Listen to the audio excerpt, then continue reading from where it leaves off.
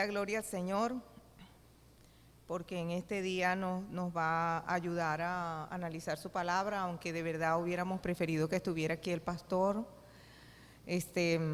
Conocemos que está en este momento pasando por esta virosis, esta situación que está atacando a bastantes personas.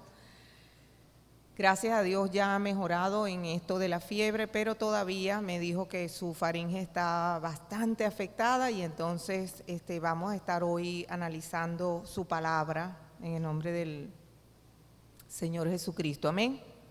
Los invito a que abramos nuestras Biblias en el Salmo número 19.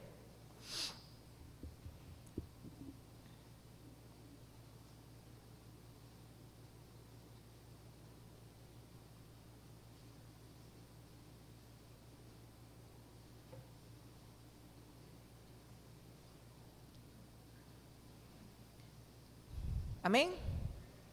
Tenemos el Salmo número 19.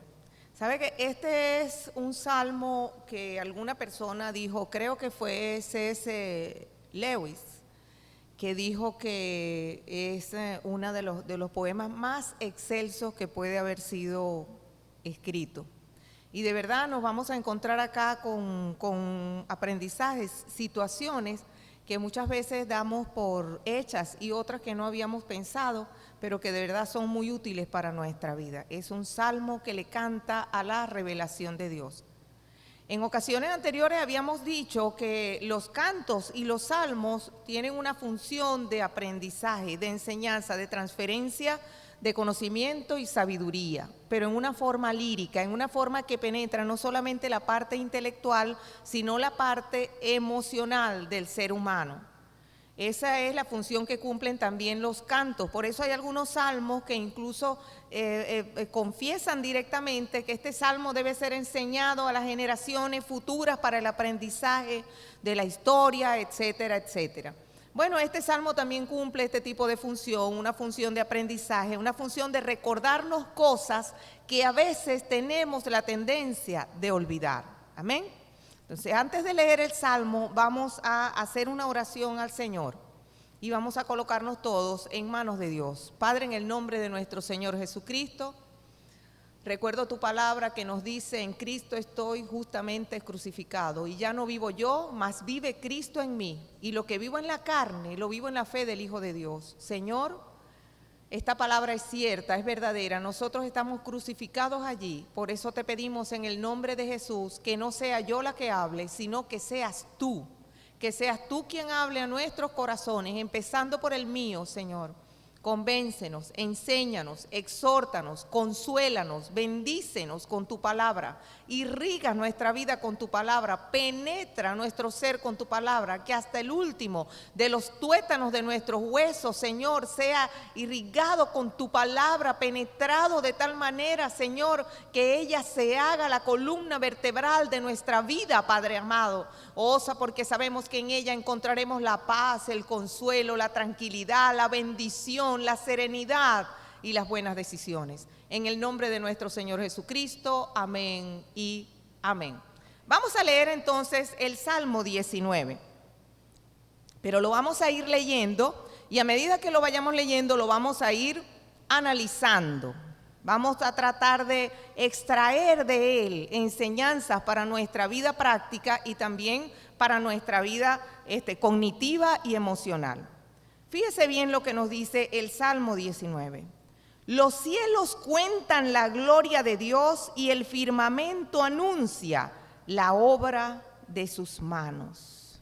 Un día emite palabra a otro día y una noche a otra noche declara sabiduría. No hay lenguaje ni palabras, ni es oída su voz. Por toda la tierra salió su voz, y hasta el extremo del mundo sus palabras. En ellos puso tabernáculo para el sol, y como esposo que sale de su tálamo, se alegra cual gigante para correr el camino. De un extremo de los cielos es su salida, y su curso hasta el término de ellos, y nada hay que se esconda de su calor. La ley de Jehová es perfecta, que convierte el alma. El testimonio de Jehová es fiel, que hace sabio al sencillo. Los mandamientos de Jehová son rectos, que alegran el corazón, y el precepto de Jehová es puro, que alumbra los ojos. El temor de Jehová es limpio, que permanece para siempre. Los juicios de Jehová son verdad, todos justos. Deseables son más que el oro y más que mucho oro afinado, y dulces más que miel que destila del panal. Tu siervo es además amonestado en ellos, en guardarlos hay grande galardón. ¿Quién podrá entender sus propios errores? Líbrame de los que me son ocultos. Preserva también a tu siervo de las soberbias, que no se enseñoreen de mí. Entonces seré íntegro y estaré limpio de gran rebelión. Sean gratos los dichos de mi boca y la meditación de mi corazón delante de ti. Oh Jehová, roca mía y redentor mío. No pude parar, hermanos. Se suponía que iba versículo por versículo, pero este poema es, yo no sé, mis hermanos, pero a mí me inspira, me lleva, me trae, me consuela, me sostiene y me sustenta. Por eso no pude parar. Pero ahora sí vamos a arrancar versículo por versículo. Y antes de arrancar versículo por versículo, le voy a preguntar, ¿usted se imagina qué sería de nuestra vida si Dios no nos hubiera revelado su existencia? Reformulo mi pregunta. ¿Usted cree que Dios necesitaba revelarnos su existencia? ¿Usted cree que el hecho de revelarnos que Él existe iba a hacerlo a Él más grande, más misericordioso o más Dios? No, Él es perfecto, Él es pleno. Él no conoce la tristeza de la soledad, porque Padre, Hijo y Espíritu Santo se complementan el uno al otro. Y si fuera poco esto, existen todos los millones de ángeles que le adoran y le alaban. De manera que Él pudo dejarnos solos en la tierra sin revelarnos su existencia. Pero ¿qué hubiera sucedido? ¿Dónde estaría nuestra vida si el Señor no se nos hubiera revelado? Y esto lo digo en forma general y lo digo también en forma personal. ¿Qué sería de nosotros si el Señor no hubiera llegado en algún momento a nuestra vida cuando llegó y se nos reveló? Y abrió nuestros ojos y nos hizo entender quién era el que ofrecía salvación y vida eterna. ¿Qué sería de nuestra vida personal y las decisiones erradas que hubiéramos tomado si Él no se nos hubiera revelado en determinado momento? Pero si formulamos estas preguntas en forma general, podemos decir, ¿qué sería de la humanidad si Dios no se le hubiera revelado? Supongo que ya no existiríamos. Nos hubiéramos autodestruido. Las guerras hubieran sido hasta el final. Pienso yo que la humanidad ya no existiría. Porque quien ha colocado soluciones y quien ha colocado las salidas en determinados momentos en que la humanidad se dirigía hacia su autodestrucción, por ejemplo, la Segunda Guerra Mundial, ha sido la mano poderosa de Dios. De manera que a lo mejor como humanidad no existiríamos, pero como personas en nuestro propio fuero interno entendemos también que si Dios no se nos hubiera revelado a nosotros en nuestra vida, quién sabe dónde estaríamos. A lo mejor en una cárcel, a lo mejor alcohólicos, a lo mejor destruidos por nuestras propias malas decisiones. Sin embargo, el Señor ha sido misericordioso y se nos ha revelado. Y se nos ha revelado de dos maneras. ¿Por qué lo hace de dos maneras? Porque usted dirá, sí, se reveló en la Biblia. Ya la hermana viene a hablar de la Biblia otra vez. Pero se nos reveló de una manera, como nos dice aquí el Salmo, nos representa las dos maneras de la revelación de Dios. La revelación general y la revelación especial. La general es aquella que está patente en toda la creación. Y es la que hace que los seres humanos no tengan ninguna excusa para decir yo no sabía nada de Dios.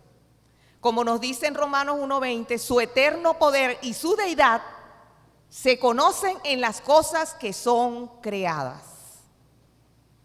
Y ya van a ver a qué me refiero. Mire lo que dice aquí. Los cielos cuentan la gloria de Dios y el firmamento anuncia la obra de sus manos. Usted recuerda cuando en Venezuela tuvimos un apagón de aproximadamente 3 días y se descargaron los celulares, se descargaron las tabletas, los computadores, y lo único que nos quedó fue mirar hacia las estrellas. ¿Recuerda ese tiempo? Por lo menos a mí me tocó mirar las estrellas y las vi tan abundantes, tan extraordinariamente equilibradas, tan presentes. Y recordé que Dios había hecho cada una de esas estrellas y que a cada una la llama por su nombre. Las tiene identificadas, las tiene controladas. No en vano hubo una estrella que guió a los hombres, que no son 3, a los que llamamos los magos, aquellos reyes que venían del oriente, una estrella los guió. Eso no era casualidad, es que Dios controla sus estrellas y las usa para lo que Él quiere. Y son tan innumerables las estrellas que yo le digo una cosa, alguien dijo por allí en algún momento, no puede existir un astrónomo ateo, y yo creo que es así. Porque cuando un astrónomo empieza con esos supertelescopios a ver las estrellas, tiene que llegar a la conclusión de que tanto equilibrio y tantas cosas extraordinarias que allí se ven. Mire, las formas de las nebulosas son extraordinarias. Tantas cosas extraordinarias solo pueden tener un diseño. Y ese diseñador es nuestro Dios. Cuando la palabra nos dice que los cielos cuentan la gloria de Dios y el firmamento anuncia la obra de sus manos, mire, sabe lo que está diciendo. Nadie puede tener la excusa de decir, yo no sabía que Dios existía, cuando mira el cielo y las estrellas. Pero luego nos dice, un día emite palabra a otro día y una noche a otra noche declara sabiduría. Aquí nos encontramos nosotros, el eterno vaivén de la vida, lo que nosotros llamamos rutina, la repetición de las cosas, el día y la noche, el día y la noche, invierno, verano, invierno, y en otros países invierno, primavera, verano, otoño, invierno, primavera, verano, otoño. Hay una repetición cíclica de muchas situaciones en la naturaleza que es la que permite que el ser humano pueda crecer. ¿Sabe por qué? Porque si esta repetición cíclica en la vida, en la naturaleza, incluso en nuestra vida personal no existiera, no habría oportunidad para estudiar esas cosas, para tener un aprendizaje y para hacer los descubrimientos científicos. Cada una de las ventajas de las que nosotros disfrutamos en este momento o de las que disfrutaron los hombres cuando esto fue escrito, habían sido generadas sobre la base de que había repetición de ciertas cosas y el hombre podía estudiarlas y sacar de allí lo que llamamos tecnología. Para el momento que estas cosas se escribieron también existía un tipo de tecnología que no era la que nosotros conocemos en la actualidad.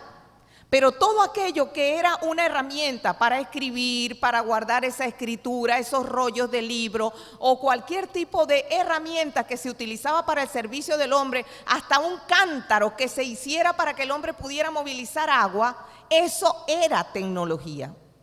Pero no hay forma de desarrollar la tecnología si no hay una repetición constante en la naturaleza para que el hombre pueda observar, estudiar, llegar a conclusiones, eso es ciencia, y luego que llega a esas conclusiones, entonces dice, ¿cómo aplico esto para beneficio del ser humano? Y entonces es cuando se crea la tecnología.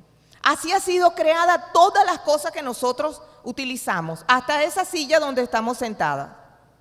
Alguien en algún momento observó cómo estaban los metales en la naturaleza, cómo se podían extraer de la naturaleza, cómo se podían moldear y cómo se le podía dar una forma. Alguien observó cómo se hacía esa cobertura de la silla y se generaron esos objetos que nosotros utilizamos para nuestro bien. De manera que Dios colocó no solamente las estrellas y los astros para dar al hombre testimonio de su grandeza, sino que colocó las situaciones repetitivas y normales en la vida para que nosotros pudiéramos crecer. Fíjese una cosa. Muchas veces nosotros decimos, ay, pero qué aburrido es esto. Uno se levanta todos los días, va al trabajo y regresa a la casa. En la casa cansado, se acuesta, ve un ratico televisión y se acuesta. Y el otro día es lo mismo, el otro día es lo mismo. Ajá, pero el día que se presenta una emergencia que nos hace ir corriendo al hospital, entonces nos damos cuenta que aquello que llamábamos aburrido era necesario para nosotros. Porque en aquello que nosotros llamamos aburrido, en esa repetición del día y de la noche y del día y de la noche es donde nosotros pudimos crecer, donde pudimos estudiar, donde pudimos aprender, donde pudimos acudir a las iglesias, a nuestras congregaciones, adorar al Señor en ese momento de repetición. Cuando se presentan las emergencias, lo que la Biblia llama asalto y hacer salida, es el momento cuando nos toca salir, correr. La emergencia, el hospital, el incendio, el accidente automovilístico, ese que nos hace correr y nos saca de nuestra rutina, es el que nos hace entender cuán importante es la rutina. Entonces, en ese momento es cuando consideramos, quiero volver a mi trabajo, quiero volver a mi rutina, quiero volver a mi repetición. Por eso es que el Señor nos dice en su palabra, y esta no es la única vez que nos dice, ¿verdad? Un día emite palabra a otro día y una noche a otra noche declara sabiduría. Mientras nosotros estamos aquí sentados, usted se imagina la multitud de árboles que están en este momento ejerciendo todos sus procesos de fotosíntesis. Y nosotros, ni pendientes. Un día emite palabra otro día y una noche a otra noche declara sabiduría. Mientras nosotros dormimos, usted se imagina la cantidad de situaciones que se están generando, animalitos que se están reproduciendo, árboles que están produciendo todos sus procesos, todo lo que está sucediendo mientras nosotros estamos aquí. ¿Cuántas flores están en este momento abriéndose y cuántas están marchitándose? Y todo eso es parte de ese devenir del día y la noche y de la sabiduría de Dios. En una oportunidad, la Revolución Francesa, una de esas personas llenas de orgullo, de esos líderes de la Revolución Francesa llenos de orgullo, llegó a un pueblo y le dijo a los aldeanos, voy a mandar a destruir todas las cúpulas de las capillas y de las iglesias que hay en toda Francia para que ustedes no recuerden más ese mito que llaman Dios.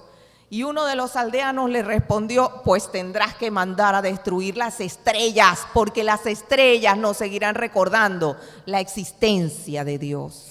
Y eso es lo que nos dice este salmo.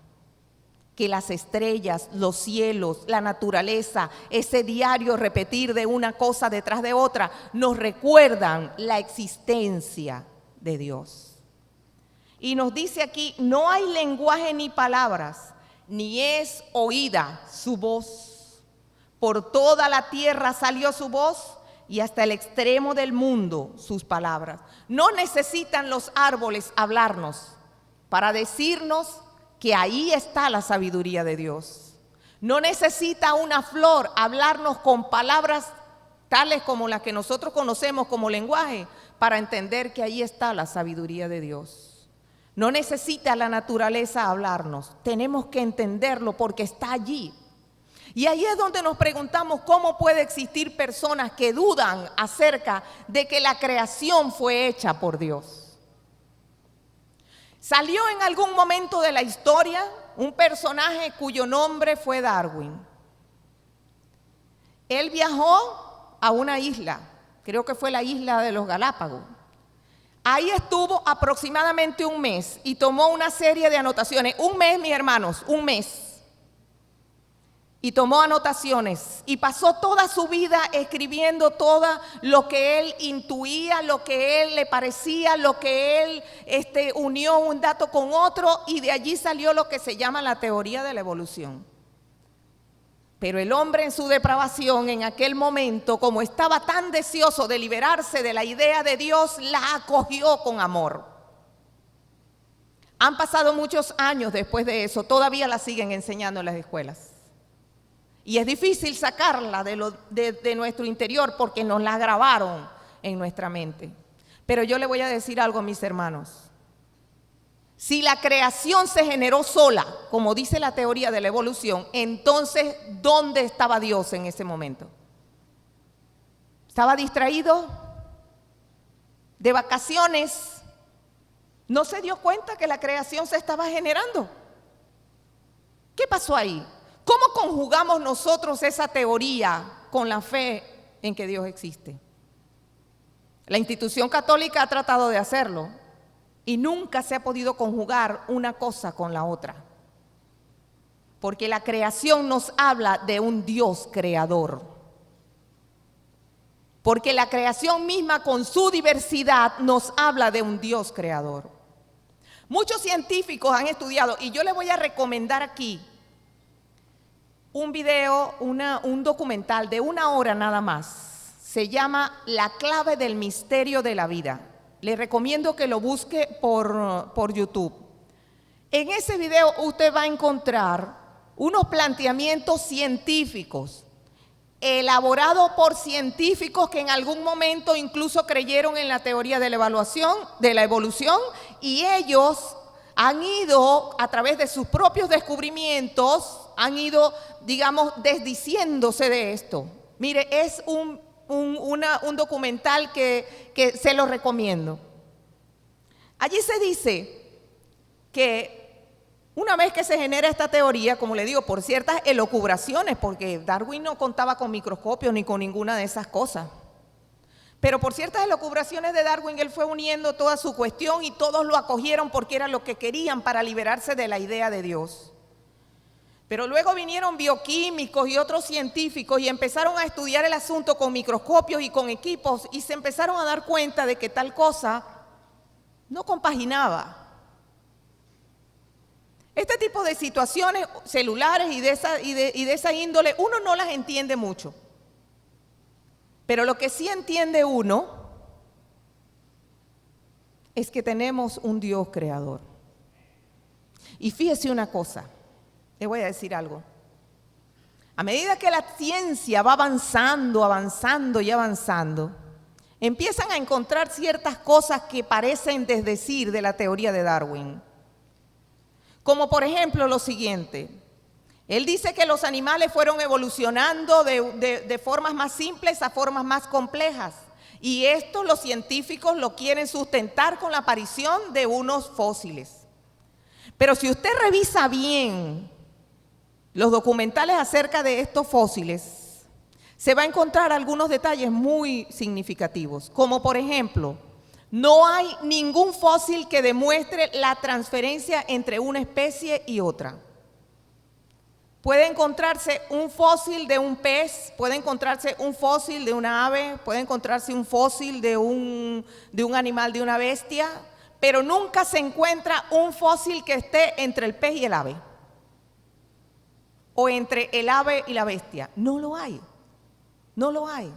Pero ellos ignoran eso, lo hacen a un lado porque todavía quieren desligarse de la esencia de lo que es Dios.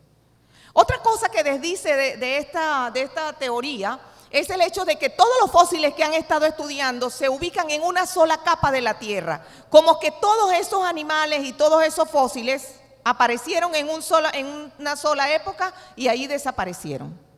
Eso hay que tener cuidado. Y otra situación bien interesante que generaba esta teoría era el hecho del racismo. ¿Por qué cree usted que el racismo se implantó tan fuertemente en las sociedades, sobre todo en las sociedades que llamamos más desarrolladas? Porque según esta teoría, las personas que somos negras somos menos evolucionadas que los blancos, somos más parecidos a los monitos. ¿Sí?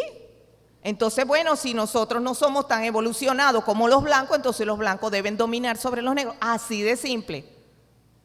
Mire usted las implicaciones que ha traído este tipo de pensamiento. Pero resulta que la ciencia, a medida que va avanzando, va encontrando situaciones que le llaman mucho la atención. Entonces los científicos ahora vienen para atrás en este sentido. Primero, la ciencia se empezó a dar cuenta de que se equivoca. Llegó Einstein y demostró que Newton estaba equivocado. Prácticamente el Dios de la ciencia estaba equivocado. Y ahora tenemos un jovencito que dice por allí que va a demostrar que Einstein también estaba equivocado. Y no me extrañaría, porque cuántas veces la ciencia se ha echado hacia atrás de lo que había planteado. Ahora viene y resulta que descubren el ADN, y cuando descubren el ADN dijeron, ahora sí vamos a demostrar que Dios no creó el universo. Y cuando empiezan a entrar en las interioridades del ADN y se encuentran que tiene una cantidad de información mayor que cualquier computadora, mayor que cualquier equipo, en cada una de nuestras células, entonces ahora sí están con las manos en la cabeza y dicen, ¿quién puede haber creado esto? ¿Quién puede haber hecho esto? Mire, porque yo le digo una cosa, si uno se encuentra un jeroglífico por ahí con unas 4 letricas escritas, inmediatamente empezamos a buscar el significado de esas letricas, porque suponemos que detrás de esas letras hay una persona inteligente que las escribió. Así de simple, con un simple jeroglífico. Entonces nos encontramos que el ADN tiene información mucho mayor que las computadoras, que se transmite de célula a célula. Entonces uno tiene que preguntarse, ¿tiene que haber alguien inteligente que creó esto? ¿Tiene que haber inteligencia en la creación de este mensaje? Le voy a poner un ejemplo. Cuando usted escribe un mensaje de texto, usted escribe la letra, por decir algo, escribe la letra A. Esa letra A que se va a transmitir al otro teléfono no se transmite en forma de A, se transmite en forma de un código ASCII. Un código ASCII es una combinación de unos y ceros, eso es todo. O sea, el teléfono o el equipo convierte esa letra en una cantidad de unos y ceros. Por decirle algo, la letra A, eso es un código mundial. La letra A es 01000001, algo así. 01000001 o 10, ahí está. Ese código, donde quiera que se transmite, aquí en China, donde sea, es la letra A. Así sucede con la letra B, 01000011, y así se va transmitiendo la información. Con ceros y con unos se transmite todo lo que nosotros mandamos por estos equipos. Eso lo ha logrado hacer el hombre. Ahora le digo yo, en algún momento usted se encuentra un teléfono tirado así en el piso y usted va a pensar, este teléfono se creó solo. En unos 10.000 millones de años, él se debe haber creado solo. Es más, lo voy a agarrar para mí, porque si pasaron los debidos 10.000 millones de años, él fue generando poco a poco células tras células, tras células, tras células, y se convirtió en eso. No, porque usted dice, aquí hay tecnología, aquí hay inteligencia, aquí hay conocimiento, aquí hay planos, aquí hay ciencia, o sea, aquí hay inteligencia del ser humano. Esto le pertenece a alguien, esto lo hizo alguien, alguien lo compró y a alguien le pertenece. Bueno, pues el ADN es así. Hay información mayor que la que usted puede encontrar en un equipo. ¿Y cómo vamos a decir que eso salió así por la casualidad? Como dicen algunas personas, es como que usted lanzara las piezas de un reloj en ese piso y venga dentro de 1.000.000 de años a ver si el reloj se armó. ¿Usted cree que se va a armar solo? Nunca, jamás. Usted puede lanzar todas las piezas que usted quiera, un rompecabezas, lo lanza y lo deja 10.000 millones de años y ese no se va a armar. Si no viene una inteligencia superior y lo coloca cada cosa en su lugar. Por eso es que el Señor nos dice, no hay lenguaje, no hay palabra, no es oída una voz, su voz especial. Por toda la tierra salió su voz y hasta el extremo del mundo sus palabras. En ellos puso tabernáculo para el sol. Y como esposo que sale de su tálamo, se alegra cual gigante para correr el camino. De un extremo de los cielos es su salida y su curso hasta el término de ellos. Y nada hay que se esconda de su calor. Algunos pueden pensar en algún momento, no, esto sí te he equivocado aquí. Aquí dice que el sol gira alrededor de la tierra. En ningún momento dice eso.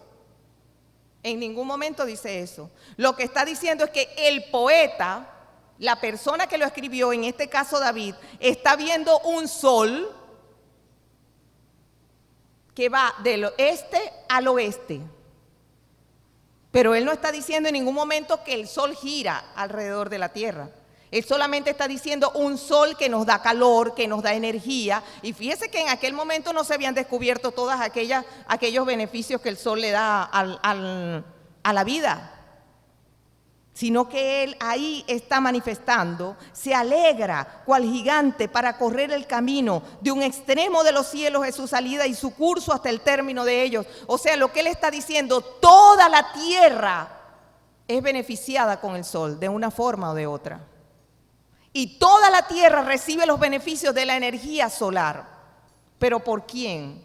Por el Dios misericordioso, que lo puso ahí y que puso la tierra aquí. Porque si la hubiera colocado un poquito más lejos del sol, se congela.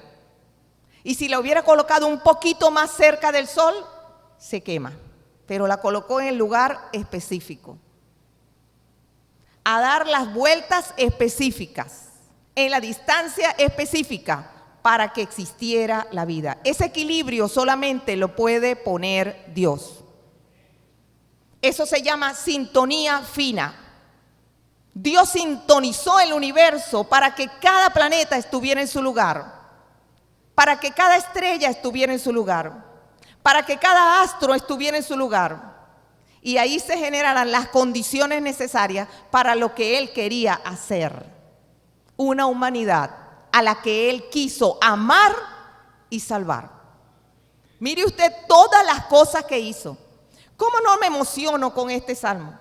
Que me hace recordar lo importantes que somos para Dios, que colocó cada elemento en la naturaleza y cada elemento entre los astros en la inmensidad del universo y cada elemento en lo más pequeño de cada una de mis células para tener una relación conmigo y para tener una relación con ustedes y para tener una relación con su iglesia y para tener una eternidad con su iglesia. ¿Cómo no nos vamos a emocionar? ¿Cómo no nos vamos a sentir significativos y amados?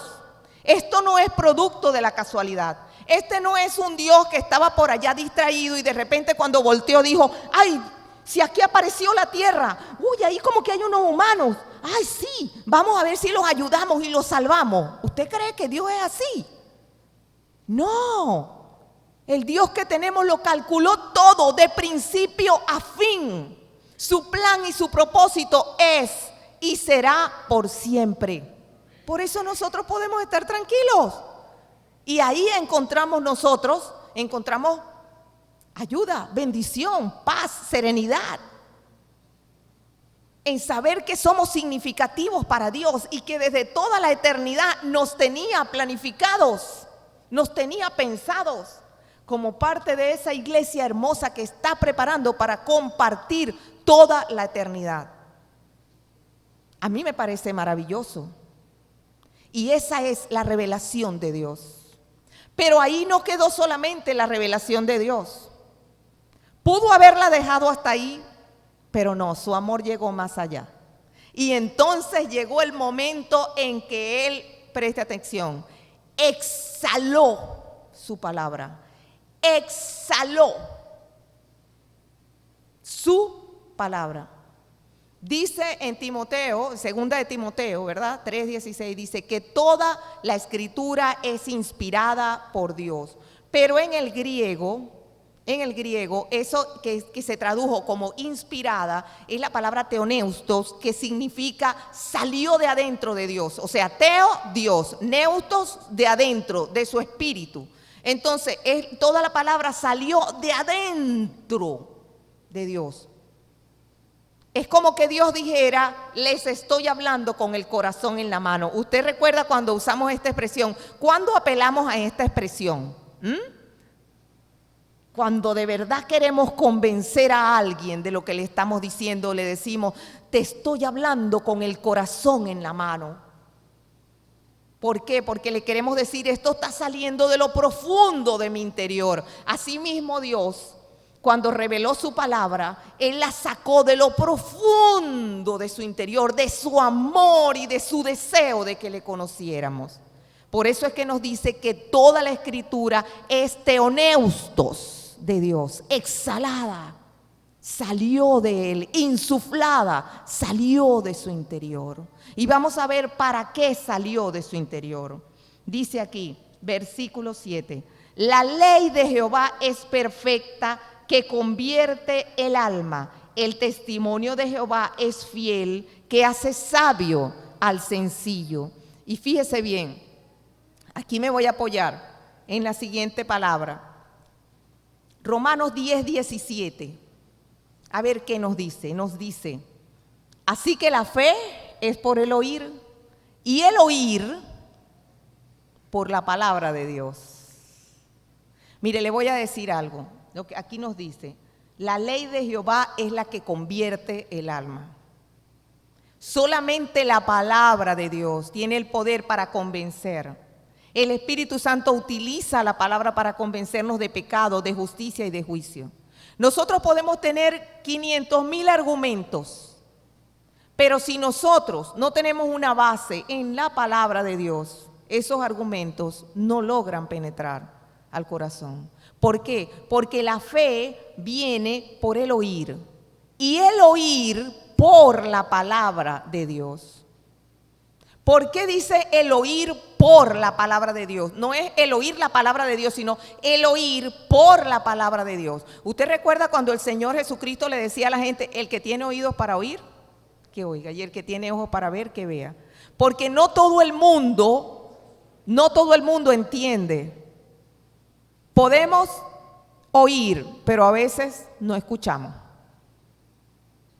Oímos muchas cosas. A nuestro alrededor hay cualquier cantidad de ruidos, pero nosotros nos concentramos en aquello que queremos escuchar. Nosotros podemos estar escuchando, por ejemplo, tenemos el televisor prendido y queremos ver esa película, y por aquí por detrás está la familia conversando, y allá la mamá está haciendo la comida, y por allá está aquel tocando la puerta, y nosotros, todo eso está entrando en nuestros oídos, pero nosotros solamente estamos concentrados en lo que queremos concentrarnos. Entonces, cuando nos dice que la fe viene por el oír, y el oír por la palabra de Dios, significa nuestros oídos, nuestra capacidad de entender, nuestra capacidad de escuchar, se abre cuando entramos en contacto con la palabra de Dios. Ella transforma al ser humano, ella transforma el alma. Ella transforma nuestra conducta, nuestra manera de sentir y nuestra manera de actuar. Fíjese una cosa, decía por allí alguien que llegó una persona de Inglaterra, llegó a un poblado de África y encontró que estaban unos indígenas de estos africanos, no sé de qué tribu sería, leyendo la Biblia. Y él dijo, ay, pero qué atraso, en este lugar todavía leen ese libro. Y el indígena levantó su cabeza y le dijo, el nativo levantó su cabeza y le dijo, si yo no estuviera leyendo este libro, desde hace rato me lo hubiera comido a usted. ¿Por qué? Porque la Biblia transforma. La Biblia transforma nuestras vidas. Casi no nos damos cuenta, es imperceptible, pero lo hace. No es que nos convierte en unos santurrones, no, pero nos santifica, porque el Señor Jesucristo dijo, santifícalos en tu verdad, tu palabra es verdad. Y también dijo, el que quiere hacer la voluntad de mi Padre conocerá si mi doctrina es de Dios. Es Él quien nos santifica. Incluso hay un versículo en Efesios 5, 25 y 26, oiga lo que dice. Como Cristo amó a la iglesia y se entregó a sí mismo por ella para santificarla, habiéndola purificado en el lavamiento del agua por la palabra. Jesucristo es el que nos purifica y nos purifica por la palabra.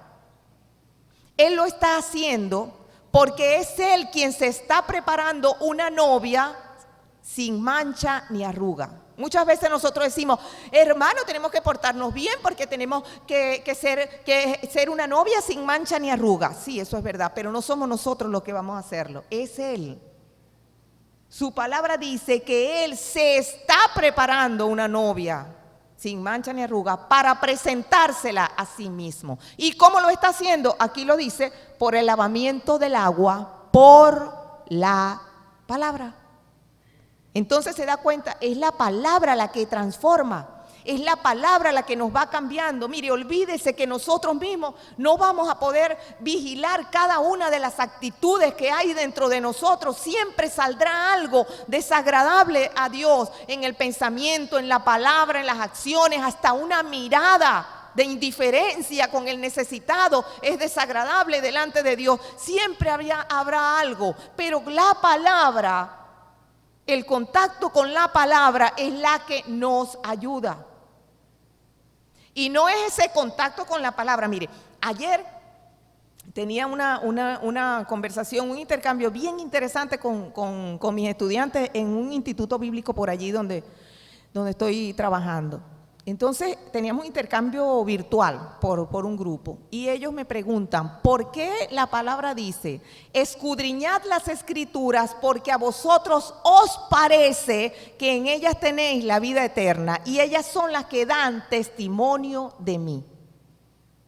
Fíjese bien, os parece, como quien dice, no, ahí no hay la vida eterna. Y es que, ¿qué le quería decir el Señor Jesucristo a esas personas cuando les decía semejante cosa? A vosotros os parece que en ellas tenéis la vida eterna. ¿Será, me preguntaban los muchachos, ¿será que en la Biblia no está la vida eterna? Y yo le digo, la vida eterna está en el Señor Jesucristo, en creer en Él. Pero en cargar una Biblia debajo del brazo, no. E incluso la podemos tener debajo del brazo, ¿verdad? O la podemos tener como un instrumento para utilizarlo a nuestro favor. Y eso no nos va a dar la vida eterna. La vida eterna nos va a dar, nos va a llegar en el contacto con sus preceptos y con el Señor Jesucristo. Cuando nosotros leemos sus preceptos y empezamos a conocer al Señor Jesucristo, entonces decimos, dame la salvación, la quiero, la necesito, la busco. Y Él la da. Entonces por eso es que Él le decía, ¿verdad? A vosotros os parece, pero sí les dice, escudriñala, porque ahí sí vas a encontrar la vida eterna.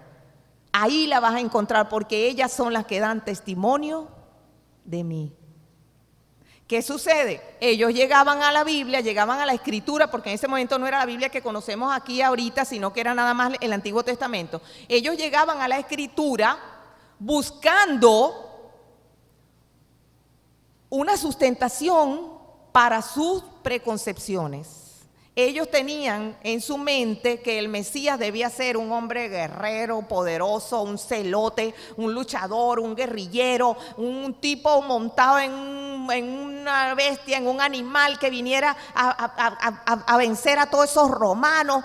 Así como nosotros cuando queremos que nos liberen de alguna cosa que consideramos opresiva, un jefe opresivo, un profesor opresivo, un gobierno opresivo, lo que sea, nosotros no, que venga alguien y nos salve y acabe y con una espada y rara. Esa era la preconcepción que ellos tenían acerca del Mesías. Cuando iban a las Escrituras, lo que iban era buscando fundamentar su preconcepción. Y dígame, ¿no caemos nosotros en esto muchas veces? Cuando tenemos una pelea, cuando tenemos un conflicto con otra persona, no vamos a la Biblia buscando ese versículo donde podamos demostrar que él o ella están equivocados. Y resulta que nos encontramos un versículo que nos indica que los equivocados somos nosotros. Amad a vuestros enemigos, no paguéis a nadie mal por mal, sino vence con el bien el mal. Y decimos, no, Señor, esto no es lo que estoy buscando. ¡Qué susto! Así es. Entonces el Señor Jesucristo les decía a ellos, sí, a vosotros os parece que en ellas tenéis la vida eterna, pero no la están buscando con la sinceridad de vida. La están buscando para encontrar una excusa a tu propia posición. Cuando tú la escudriñes de verdad, encontrarás allí en Isaías 53, en el Salmo 22 y en diferentes pasajes que el Mesías ha de venir como un Mesías sufriente, como un Mesías humilde, como un Mesías que había de vencer al pecado a través del sacrificio. Cuando la escudriñes bien, encontrarás eso. Mientras tanto, tú la vas a estar buscando para encontrar tu propia excusa. Eso era lo que le decía el Mesías en ese momento. Escudriñala, búscala. Estúdiala bien y encontrarás allí verdades para tu vida. Pero ¿cuál debe ser tu corazón? El corazón de una persona que está buscando el mandato para ver si lo puede cumplir. A veces no lo podemos cumplir. Como dice Michelén, nosotros somos personas justificadas para tratar de obedecer en forma sincera, pero no perfecta. Sincera, pero no perfecta. Siempre vamos a fallar, pero nuestro corazón debe ser hallado buscando no hacerlo. Y dice aquí, ya se me perdió el pasaje del susto que pasé cuando escuché aquello de que amad a vuestros enemigos. Espeluznante, ¿verdad? Pero ahí está. Y dice así, los mandamientos de Jehová son rectos, que alegran el corazón. El precepto de Jehová es puro, que alumbra los ojos. Escuche esto. El precepto de Jehová es puro, que alumbra los ojos. Escuche lo que dice aquí. Dijo entonces Jesús a los judíos que habían creído en él: si vosotros permaneciereis en mi palabra, seréis verdaderamente mis discípulos y conoceréis la verdad, y la verdad os hará libres. Algunas personas creen que el servir a Jesucristo es algo así como una prisión. Y qué errados están. Porque es el Señor Jesucristo y su palabra el que nos da libertad, nos da gozo, nos da una nueva manera de percibir el mundo y las cosas que están en él. Le voy a poner un ejemplo, le voy a colocar una ilustración. El padre de familia, y muchos de nosotros lo somos, el padre de familia coloca normas en su casa que muchas veces no son cómodas ni agradables para los niños. Hay una hora para hacer la tarea y el niño no le gusta. Hay una hora específica para acostarse a dormir, el niño no quiere porque todavía está viendo la película, porque todavía está viendo la tele. Hay una norma respecto a la comida, el niño no quiere, el niño quiere comerse primero la chupeta antes del almuerzo. Pero los padres colocan una norma que para él es incómoda y a veces no le encuentra ni siquiera sentido. Sin embargo, cuando ese mismo niño crece, empieza a entender todo el sentido que tenían las normas en la casa. Y empieza a entender que gracias a sus padres por esas normas, porque fueron las que hicieron de él o de ella la persona que es en este momento. Asimismo, la Biblia tiene muchos preceptos, tiene muchas indicaciones, tiene muchas situaciones y nos da muchas respuestas que no nos resultan cómodas, no nos resultan agradables. No es a veces lo que queremos escuchar. No queremos escuchar cuando el Señor nos dice: mía es la venganza, yo pagaré. No, nosotros queremos de una vez decirle sus 4 cosas a la persona, decírselas de una vez. No es agradable cuando el Señor nos dice: estad quietos y conoced que yo soy Dios. O estad quietos y ved la salvación que haré con vosotros en la tierra. No es agradable. Nosotros queremos emprender la lucha y decir las cosas que tenemos que decir. Y si tenemos que soltar, también.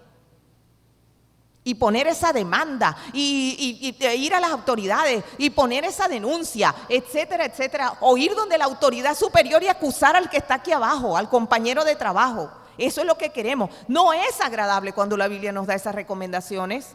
Mire, hermanos, pero cuando hacemos uso de toda la fuerza que el Señor nos puede dar para cumplirlas, cuánta paz, cuánta alegría, cuánto gozo trae esto a nuestras vidas. Haga la prueba, se lo recomiendo. Cuando el Señor le indique una de esas cositas que le resultan tan incómodas, pídale fortaleza. Señor, dame fortaleza, yo quiero cumplir esto, yo quiero quedarme callado, yo quiero dejar que seas tú quien me defienda. Haga la prueba para que vea que eso va a traer paz, tranquilidad, victoria, gozo. Porque la ley de Jehová, como dice acá, ¿verdad?, alegra el corazón. La ley de Jehová alegra el corazón. Yo estaba escuchando al predicador Michelén. Él dice que ha hecho un experimento varias veces en diferentes iglesias y le ha dado generalmente el mismo resultado. Yo lo voy a hacer aquí. Le voy a decir una palabra, y usted va a captar el pensamiento que vino a su mente con esa palabra. La digo. La palabra es santidad. Puede haber venido a su mente, cuando yo dije santidad, reverencia, limpieza. ¿Es así? Dios, esa palabra viene a su mente, Dios. Rectitud, esa palabra puede haber venido a la mente de algunos. Limpieza, claridad, sinceridad. Todas esas palabras vienen a nuestra mente. Pero hay una que no viene a nuestra mente. ¿Y sabe cuál es? Alegría. ¿Alguien aquí pensó en alegría cuando yo hablé de santidad? ¿Por qué será? Porque los parámetros que nos ha enseñado el mundo nos indican que santidad y alegría no caben en la misma frase. Que la santidad no es alegre. Pero resulta que nosotros tenemos un Dios que es santo, santo, santo, y sin embargo Él también es pleno, perfecto en felicidad. Y dice que se goza sobre nosotros y callará de amor. Entonces santidad y alegría sí están asociadas. Por eso aquí nos dice, ¿verdad? Fíjese que nos dice que la ley de Jehová es perfecta, que convierte al alma. El testimonio de Jehová es fiel, que hace sabio al sencillo. Los mandamientos de Jehová son rectos, que alegran, ¿qué? El corazón. Pero muchos de nosotros no asociamos en nuestra mente, por nuestra propia depravación, no asociamos en nuestra mente que los mandamientos de Jehová alegran el corazón. ¿Cómo voy a estar yo alegre si no pude decir la mentirita cuando la necesitaba? ¿Cómo voy a estar yo alegre si no me pude vengar cuando me quería vengar? ¿Cómo voy a estar yo alegre si se burlaron de mí y no le pude responder? Pues sí, esas son razones de alegría, porque el Señor en su momento nos dará la respectiva recompensa. Son razones de alegría porque le obedecimos, son razones de alegría porque Él se está complaciendo en lo que estamos haciendo, con su ayuda, con su bendición. Porque es tan extraordinario esto de la gracia de Dios, que Él nos ayuda a obedecer y luego nos recompensa por hacerlo. ¿Usted había visto eso? Eso sucede también en nuestras casas. Cuando nosotros ayudamos al niño en la tarea y le decimos, mira, se hace así y se escribe así, y lo vamos llevando de la manita para que la tarea le quede bien bonita, y luego que la tarea le quedó bonita, cuando prácticamente nosotros se la ayudamos a hacer y se la hicimos, entonces vamos y le damos un premio y le decimos, y ahora aquí tienes tu chupeta, aquí tienes tu helado por haber hecho la tarea. ¿Pero quién hizo la tarea? Generalmente fuimos nosotros los que le ayudamos a hacerla. Así hace el Señor con nosotros. Él hace la tarea en nosotros y luego nos recompensa por haberlo hecho. Eso es gracia de Dios. Por eso es que dice que Él pone en nosotros el querer como el hacer, por su buena voluntad. Pone las condiciones, pone el deseo, pone la forma, pone los recursos. Entonces cuando vamos y hacemos las cosas que Él mismo nos dio, entonces termina recompensando. ¿Cómo no nos va a traer alegría eso? ¿Cómo no nos va a traer alegría cumplir con sus preceptos? Y mire lo que dice aquí. El temor de Jehová es limpio, que permanece para siempre, y los juicios de Jehová son verdad, todos justos. Mire, le voy a decir algo. Dice aquí que el temor de Jehová, cuando uno escucha la palabra temor, ese es otro significado que tenemos un poquito trastocado. Este no es un temor de miedo, este no es un temor de pavor, este no es un temor de terror, este es un temor de reverencia, de respeto. Nosotros con nuestros padres tenemos, ¿verdad?, respeto, reverencia, pero no le tenemos miedo, no le temblamos, pero sí mantenemos un respeto. Y llegamos a adultos y todavía seguimos respetando ese nivel, respetando esa edad, respetando ese liderazgo. Entonces, este temor del que nos habla aquí no es miedo, no es pavor, no es temblor, es respeto, es reverencia lo que tenemos para con Dios. Y dice, mire lo que nos dice, es limpio y permanece para siempre. Los juicios de Jehová son verdad, todos justos. ¿Y sabe por qué los juicios de Dios son todos justos? Porque es Dios quien le da significado a la justicia. La palabra justicia recibe su significado de lo que Dios dice que es justo. Hay personas que difieren de este pensamiento. Yo pienso lo siguiente, mis hermanos.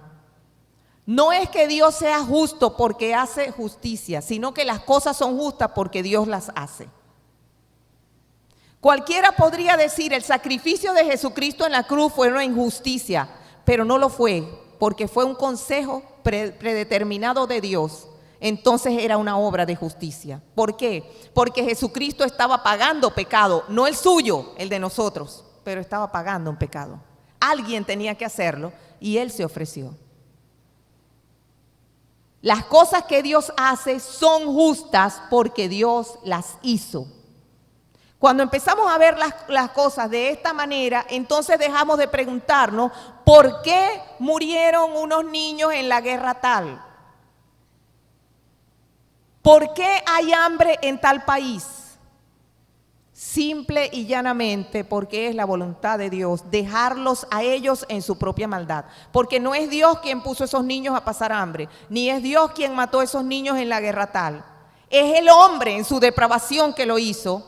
Y Dios les permitió que se perdieran en esa depravación. Es el hombre quien cometió la injusticia. Ahí dejamos de preguntarnos esas cosas. En lugar de eso nos llegamos a preguntar, ¿por qué yo estoy vivo todavía? Con tanta maldad y depravación que hay en mi corazón. Por la misericordia y la gracia de Dios. No preguntamos por qué se murió sino por qué yo estoy vivo todavía. Esa pregunta no nos gusta hacérnosla, es dura. Por la misericordia y la gracia de Dios. Así de simple. Dios es el que da significado a la palabra justicia y a la palabra verdad. Si Dios lo hizo, es justo. No tengo más nada que discutir. Si Dios lo hizo, es justo. El ser humano cuando se desliga de la idea de Dios para definir la justicia, empieza a deambular por caminos no deseables. Y ya le voy a decir más o menos cuáles son. Algunos consideran que la justicia es aquello que no le haga daño a nadie. Existe. Porque muchas veces lo que es interés para mí le hace daño a otra persona. O por lo menos le hace sentir triste. Si yo estoy en un trabajo compitiendo por un cargo, todas las demás personas que no logren el cargo, obviamente se sintieron tristes. ¿Voy a decir que es injusto? Hay otras personas que dicen que todo lo que funciona es justo. Así, todo lo que funciona es justo. Esa es la razón por la que algunas congregaciones se han desviado de la palabra de Dios, porque dicen, si leo mucho la palabra, no viene la gente. Pero cuando no leo la palabra, viene la gente. Entonces lo justo es que venga la gente, así no lea la palabra. Eso es justo. Nos desviamos. Cuando el parámetro de justicia no es Dios, nos desviamos y tomamos decisiones equivocadas. Y empezamos a decir cosas impensables, como por ejemplo la defensa que se hace del aborto. Tú le preguntas a la persona, pero ¿por qué defiendes el aborto? Una de estas personas que están depravadas, ¿por qué defiendes el aborto? Porque la mujer tiene derecho de hacer aquello que ella desee con su cuerpo. Así. ¿Y el cuerpo del bebé? Nadie piensa en el cuerpo del bebé. Y si la madre de esa abortista hubiera sido abortista, ella no existiría. Nadie piensa en eso. Pero precisamente cuando empezamos a buscar otros parámetros que no son la palabra de Dios para determinar lo que es justo o injusto, empezamos a defender ideas descabelladas. Descabelladas, totalmente. Y eso es lo que está pasando con buena parte del mundo en la actualidad. Y mire lo que dice aquí. Deseables son más que el oro y más que mucho oro afinado, y dulces más que la miel y que la que destila del panal. ¿Qué es el oro? Un elemento valioso.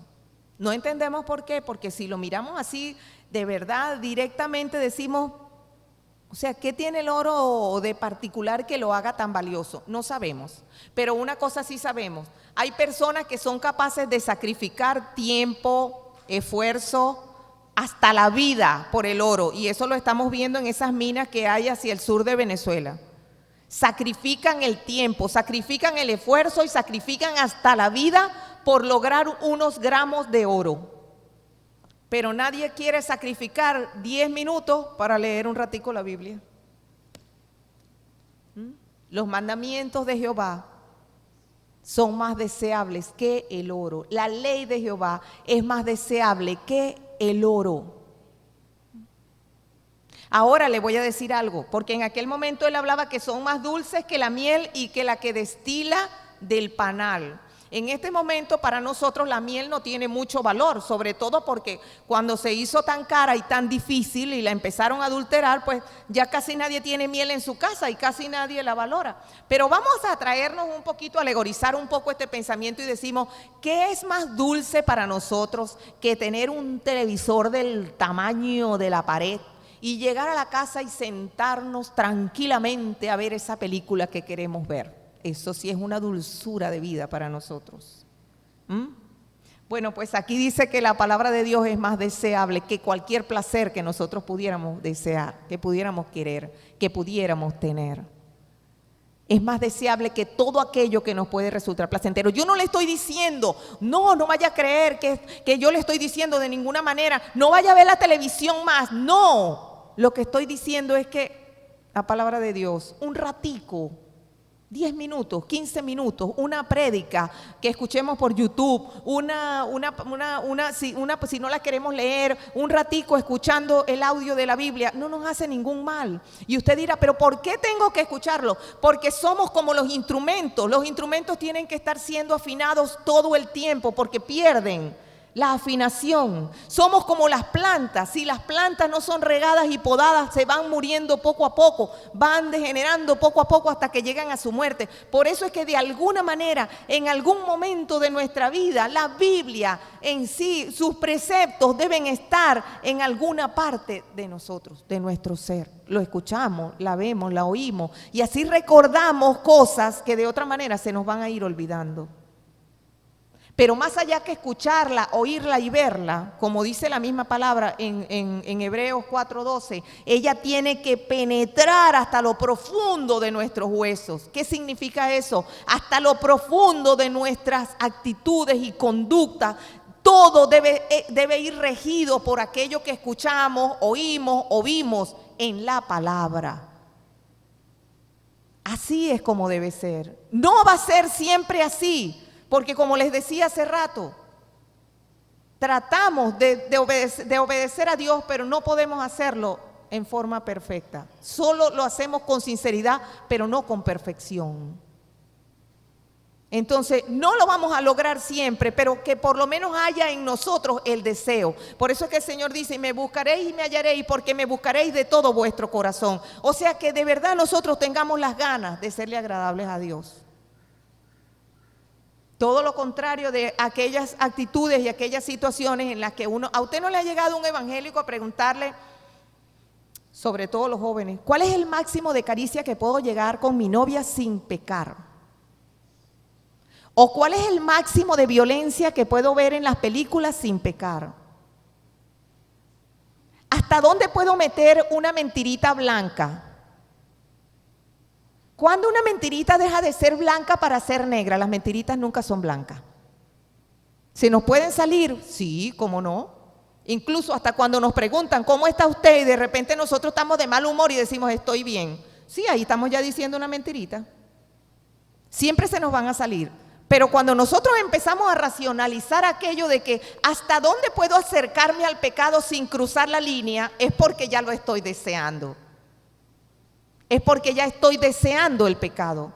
Eso no significa que yo no vaya a ver una película violenta o que yo no vaya a ver una película con un alto contenido, que se me fue, se me pasó, que no sé qué. No, simple y llanamente que en nosotros debe haber ese ánimo de no desagradar a Dios. A lo mejor metemos la pata todos los días. Para eso fue que el Señor instituyó en su palabra, ¿verdad? En su palabra una salida. En primera de Juan 1:9, que nos dice que podemos llegar delante de su presencia y pedir perdón, y que abogado tenemos para con el Padre. Y nos dice por allá por Hebreos 7:25 que Él vive siempre para interceder por nosotros. O sea, Él instituyó esa salida porque Él sabía que íbamos a fallar. Pero no debe ser que nosotros estemos tratando de acercarnos al límite del pecado. No, yo quiero llegarle lo más cerquita al pecado. ¿Qué es lo más cerca que le puedo llegar al pecado sin cruzar la línea? Entonces significa que todavía lo estoy añorando, lo estoy buscando. Fíjese, aquí dice, tu siervo es además amonestado con ellos, versículo 11, en guardarlos hay grande galardón. Lo que les decía hace rato. Cuando por un carambolazo, por la ayuda de Dios y por la gracia de Dios nosotros logramos hacer la tarea, entonces para colmo nos recompensa con un galardón. ¿No le parece extraordinario ese Dios que tenemos? No hay ninguna tarea que nosotros hagamos para Dios por nuestra propia fuerza. Todas las hacemos con la fuerza de Él. ¿Usted recuerda cuando nuestros niñitos estaban pequeños, muchos de ellos de 2, 3 años, que nos tocaba llevar un peso, una maleta? A veces llega uno de viaje con una maleta y el niñito se acerca y le dice a uno, yo te ayudo. Y nosotros le llevamos la corriente y le dejamos que agarre un pedacito por aquí, por el lado. Y el niño cree y hace fuerza y él cree que él está levantando la maleta y nosotros seguimos caminando con esa maleta y el niño cree que está ayudando, sea la bolsa, sea la maleta, sea el paquete, sea la caja. Nosotros le hacemos creer que nos está ayudando. Y después que le hacemos creer que nos está ayudando, entonces lo recompensamos por eso. Así hace Dios con nosotros. Él nos ayuda para que le obedezcamos y luego nos recompensa. Por eso es que dice, en guardarlos hay grande galardón. Y mire lo que dice aquí. ¿Quién podrá entender sus propios errores? Líbrame de los que me son ocultos. Preserva también a tu siervo de las soberbias, que no se enseñoreen de mí. Entonces seré íntegro y estaré limpio de gran rebelión. En contacto con la palabra fue cuando este hombre se dio cuenta que hay 2 tipos de pecado. El pecado deliberado y el pecado no deliberado. El no deliberado lo menciona él con las siguientes palabras. ¿Quién podrá entender sus propios errores? Líbrame de los que me son ocultos. Todos nosotros tenemos situaciones que resolver. No hay uno solo sobre la tierra que no la tenga. Y debemos siempre llegar delante del Señor y decirle, líbrame de los errores que me son ocultos. Líbrame de esas situaciones, actitudes, palabras, lo que sea, pensamientos, planes que estoy haciendo y que no están conforme a tu voluntad. Esos errores ocultos, el Señor en su misericordia nos los va mostrando y nosotros con la ayuda de Él lo vamos resolviendo. Pero lo más triste es este otro tipo de pecado. Preserva también a tu siervo de las soberbias, que no se enseñoreen de mí. Entonces seré íntegro y estaré limpio de gran rebelión. Este segundo tipo de pecado es aquel del que le hablaba hace rato. Ese pecado que se hace con rebeldía, ese pecado que se hace sabiendo que no se debe hacer, pero uno sigue adelante con lo que está haciendo.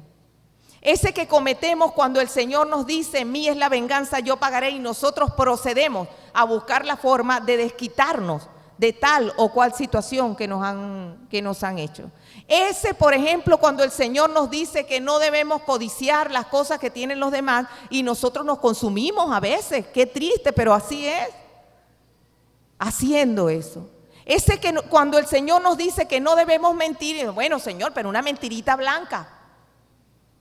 Ese pecado que lo hacemos en conocimiento total de que lo estamos cometiendo y sin embargo seguimos adelante. Y el salmista le dice a Dios, preserva a tu siervo de las soberbias, porque cualquiera de nosotros puede caer en eso, cualquiera. Y caemos muchas veces, todo el tiempo. La palabra del Señor viene a nuestra mente y nos recuerda lo que no debemos hacer, pero nosotros ya arrancamos en ese camino y seguimos adelante. Arrancamos. La palabra del Señor nos dice que el amor no guarda rencor y en nuestro corazón hay rencores con X, con Y, con Z, con un familiar, con un jefe, con un amigo que nos traicionó. Eso está ahí, eso está ahí. La palabra del Señor nos dice que nos debemos librar de las raíces de amargura, que no debemos tener situaciones que sean más importantes para nosotros que el Señor, y siempre hay algo. O sea, este tipo de errores se cometen todo el tiempo. Pero el salmista le dice a Dios, presérvame de ellos, presérvame.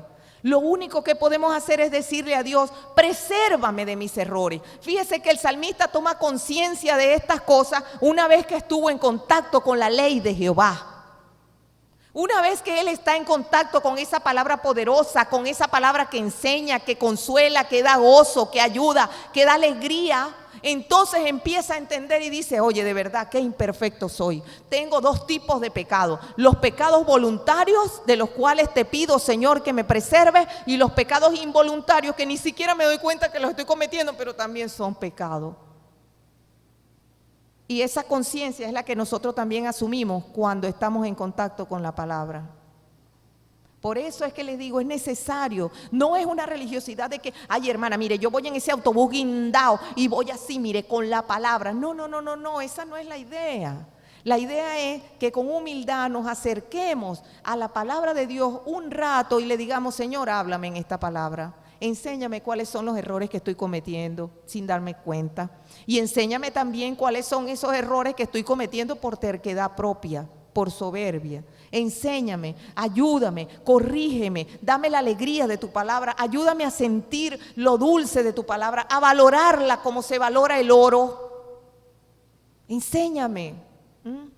Mire, hace años cuando se usaba el oro, que nos poníamos, hace muchos años, estoy hablando de 20, 30 años, esto no es con los jóvenes no conocen esa experiencia.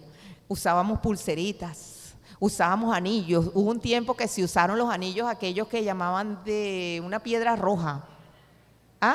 Granate, eso se usaba. Sí, ¿verdad? Yo tenía un anillito, me acuerdo que me regaló una persona por allá con una esmeraldita, pero mire, eso era mínimo, eso era un punto verde, como que agarraron con un marcador y pusieron el punto. Ay, pero cuando yo andaba con ese anillo yo me miraba aquello.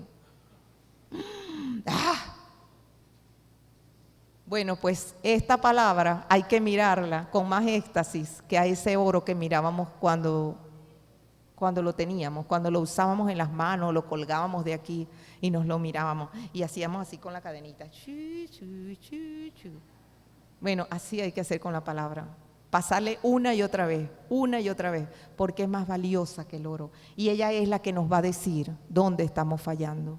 Y finaliza diciendo, sean gratos los dichos de mi boca y la meditación de mi corazón delante de ti, oh Jehová, roca mía y redentor mío. Sean gratos los dichos de mi boca y la meditación de mi corazón delante de ti. ¿Sabe por qué? Porque engañoso es el corazón, ¿quién lo conocerá? De ahí es de donde sale, como lo dice el Señor Jesucristo, de aquí adentro es de donde salen los malos pensamientos, los malos deseos, los rencores, las malicias, las sospechas, todas esas cosas que se exteriorizan luego por la boca, salen es de adentro de nosotros. Yo señalo para acá, pero algunos conocen, ¿verdad?, que es de aquí, de nuestro pensamiento, de ahí es de donde sale todo. Les voy a explicar un poquito cómo funciona antes de que terminemos, cómo funciona. Hay un pensamiento y le empezamos a dar vueltas en la cabeza, y pasamos toda la mañana pensando en eso. Puede ser que estemos cumpliendo con nuestras funciones, con nuestro trabajo, o si somos amas de casa, estamos cocinando, pero aquí adentro está, y me trató mal, y me trató mal, y yo le había hecho tanto bien, y me trató mal, y ese pensamiento va tomando forma de rencor, se va convirtiendo en un rencor que nos atormenta, y luego cuando llega el momento que estamos frente a esa persona, no podemos contener todo lo que hay adentro, y ahí empezamos también a exteriorizar el insulto, la indirecta, la mentira, lo que sea que vayamos a exteriorizar. ¿De dónde vino? De un pensamiento. Por eso dice, sean gratos los dichos de mi boca y la meditación de mi corazón delante de ti. No crea que porque no, yo nunca hablo mal de nadie, pero piensa mal. Y siempre lo hay, siempre pensamos mal, ¿verdad? Entonces, sean gratos los dichos de nuestra boca y la meditación de nuestro corazón delante de Dios. Y mire cómo culmina. Oh Jehová, roca mía y redentor mío, porque proviene de allí, de Él provienen todas las cosas, tanto su revelación general en la creación, la cual nadie puede negar, como su revelación especial en su palabra, más valiosa que el oro. Amén. Él es nuestra roca, Él es nuestro redentor. El que quiera conocerlo solo puede hacerlo a través de su palabra. Lo demás son intuiciones, lo demás son mitos, lo demás son leyendas. Si usted quiere conocer a Jesús, ay, porque es que yo amo mucho a Jesús, pero no soporto leer la Biblia. ¿Y cómo lo conoces? ¿Cómo lo conoces? Palabra. Amén. Su palabra. Vamos a ponernos de pie y vamos a hacer una oración al Señor.